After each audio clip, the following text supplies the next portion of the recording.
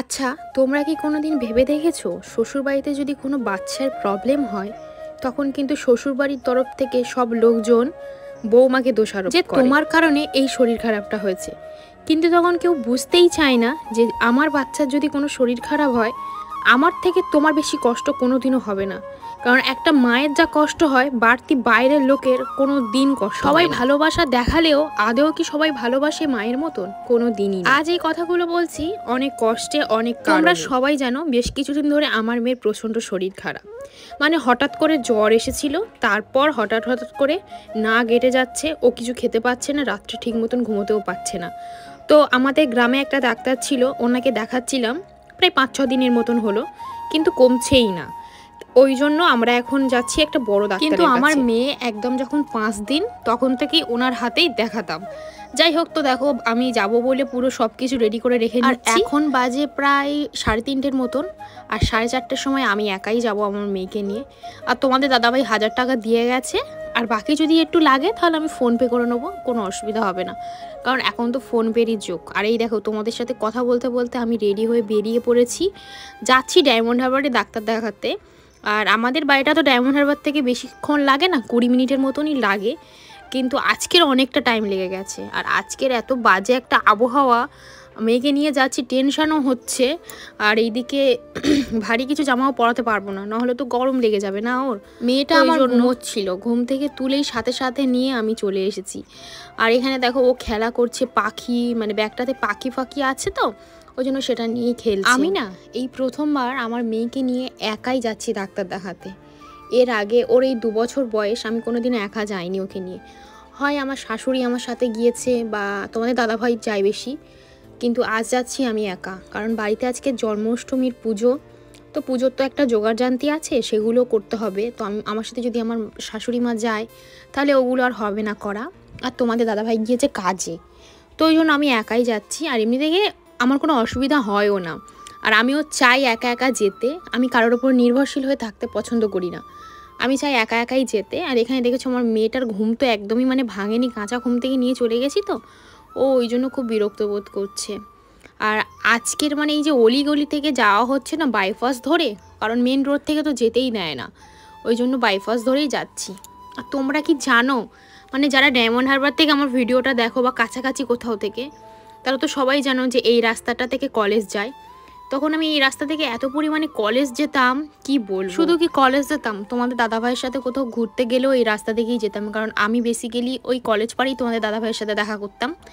তো এই রাস্তাটা আমার অনেকটা স্মৃতি, আর ওইসব স্মৃতির কথা মনে পড়ে যাচ্ছে, তো ওই জন্য কেমন একটা লাগছে বিশ্বাস করো, মানে কেমন কেমন একটা ফিল হচ্ছে যে এই রাস্তা থেকে কত কলেজ যেতাম সময় মিলে হেঁটে হেঁটে, মানে খুব আনন্দ করতাম। আর তখন তো লাল ফলটা ছিল, ইদানিং করে তো লাল ফলটা আবার মানে সময়ের সাথে সাথে সব কিছু কীভাবে পরিবর্তন হয়ে যায়, তাই না? দেখো আমারও মেয়ে হয়ে গিয়েছে, আমার ফ্রেন্ডদের অনেকের বিয়ে হয়ে গিয়েছে, মানে কেমন মানে একটা ব্যাপার। আর দেখো তোমাদের সাথে কথা বলতে বলতে এই জায়গাটা, এখান থেকেই তো যেতে হবে কলেজটা। কলেজের দিনগুলোর কথা মনে পড়লে এত মনটা খারাপ হয় আর কেঁপে ওঠে, কি বলবো।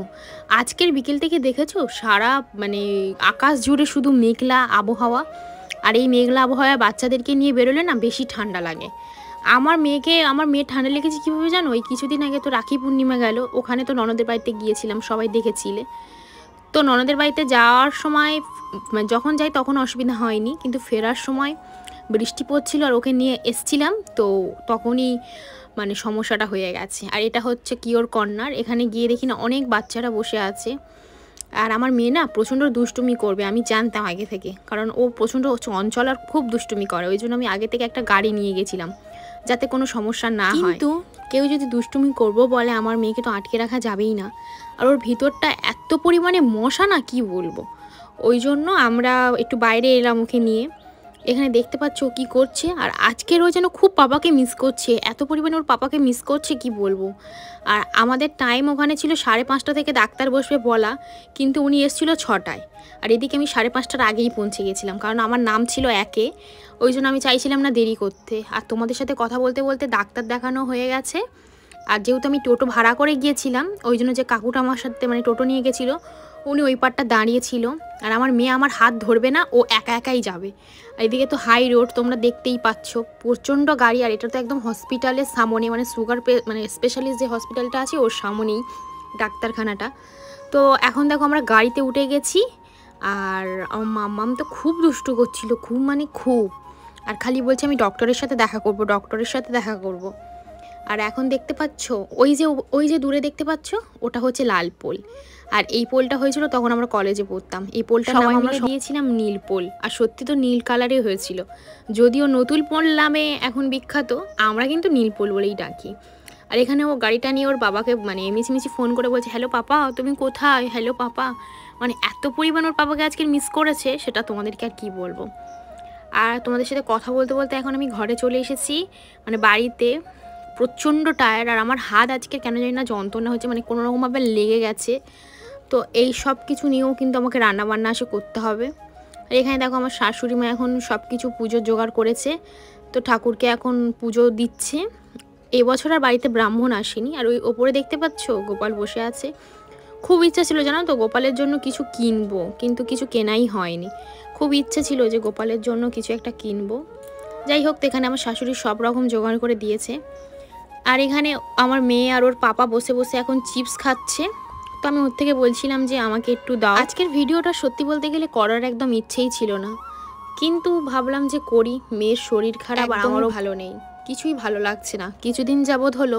ওই জন্য দেখতেছো ঠিকঠাকভাবে ভিডিও আসছে না, তবে খুব তাড়াতাড়ি ভালো ভালো ভিডিও আনবো।